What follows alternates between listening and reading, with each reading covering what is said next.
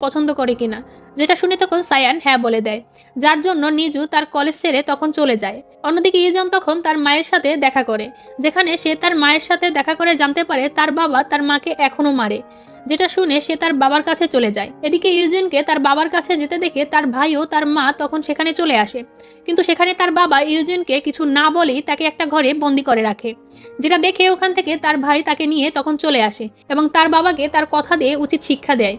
ঠিক এই সবকিছু নিয়ে ইউজন খুব ডিপ্রেশনের মধ্যে চলে যায়, কিন্তু দুই বন্ধু মিলে তাদের ভালোবাসা দিয়ে তাকে ঠিক করে নেয়, যেখানে সুন্দর একটা বন্ধুত্বের মিষ্টি মধুর সম্পর্ক দেখতে পাই আমরা।